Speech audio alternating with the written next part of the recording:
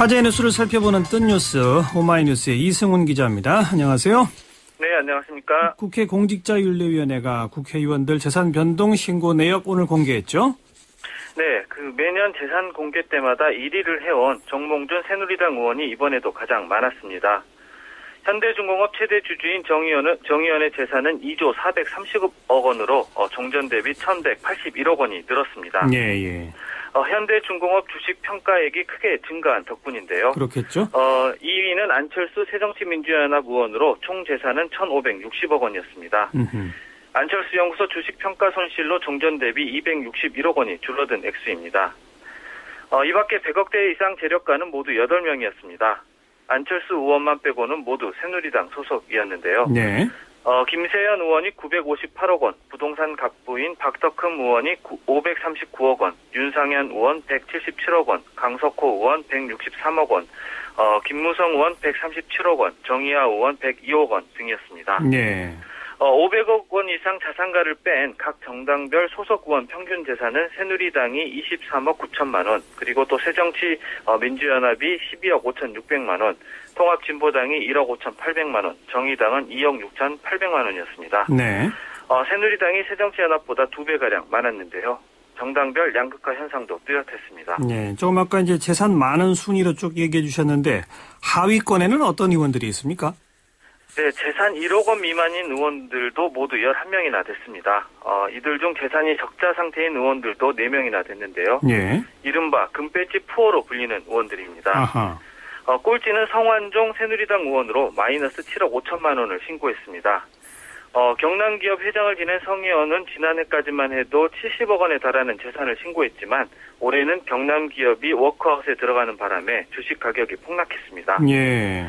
성 의원이 국회의원에 당선된 이후 주식 백지 신탁 심사위는 경남기업 주식을 매각하거나 백지 신탁하라고 했지만 성 의원은 효력정지 가처분 신청을 통해 주식을 그대로 보유하고 있다가 손해를 그대로 떠안았습니다. 예. 하지만 워크아웃이 성공하면 주식 가치가 다시 상승할 여지는 있습니다. 아, 그렇군요. 이 밖에 새정치연합 강동원 의원은 마이너스 7천만 원, 정의당 심상정 의원이 마이너스 6천만 원, 새누리당의 김상민 의원은 마이너스 600만 원을 신고했습니다. 네. 그런데 국회의원들 재산 상당수가 늘어났다면서요? 어떤 요인으로 분석됩니까? 네, 지난해 계속되는 경기 부진으로 서민 경제는 큰 어려움을 겪었는데요. 그럼에도 국회의원 10명 중 6명 이상은 재산 불리기에 성공했습니다. 재산이 증가한 190명 중 1억 원 이상 재산을 불린 의원은 모두 78명에 달했습니다. 네. 이 가운데 5억 원 이상 재산이 늘어난 의원도 10명이나 됐습니다. 재산이 감소한 의원은 모두 105명이었습니다. 재산 증식은 주식과 현금보다는 토지와 건물 등 부동산을 통해 이루어진 것으로 나타났습니다. 예. 의원 125명은 토지 재산이 늘었고 103명은 건물을 통해 재산 총액을 늘렸습니다. 네. 불경기 속에서도 부동산 자산을 통해 좀 재미를 좀 본 겁니다. 부동산이로군요. 그리고 국회의원 말고 박근혜 대통령 포함해서 정부와 지자체 고위공직자들 재산도 공개됐죠? 네, 정부 공직자윤리위원회에 따르면 고위공직자 1,800여 명의 평균 재산은 11억 9,800만 원이었습니다. 지난해보다 2,800만 원 늘었습니다. 네. 박근혜 대통령은 지난해보다 2억 7천여만 원 늘어난 28억 3천만 원을 신고했는데요. 박 대통령은 당선 이후 베스트셀러에 오른 자서전 인쇄 수입과 급여 저축 등으로 예금이 증가했다고 설명했습니다. 네. 그런가 하면 박원순 서울시장은 3년째 전체 고위공직자 중 가장 적은 재산을 신고했습니다. 총 재산이 마이너스 6억 8천만 원으로 종전보다 빚이 9천여만 원 더 늘었습니다. 박 시장 측은 배우자의 사업 폐업 등으로 채무가 늘었다고 설명했습니다. 예. 자, 그런데 재산 공개 때 이 직계가족의 재산을 포함해서 공개하는 사람도 있고 그렇지 않은 사람도 있잖아요. 그 직계가족 재산 공개는 거부할 수도 있죠. 이번에도 그 거부하는 사례가 여전했었습니까? 네, 그렇습니다. 재산 공개 대상인 정부와 지자체 고위공직자 1,800여 명 중 27%에 이르는 504명이 올해도 부모나 자식 등 직계 좀비 속의 재산 공개를 거부해 빈축을 사고 있습니다. 네.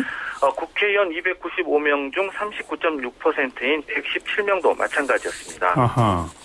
물론 가족이라고 해도 독립생계를 유지할 경우 개인의 사생활 보호가 필요할 수 있습니다.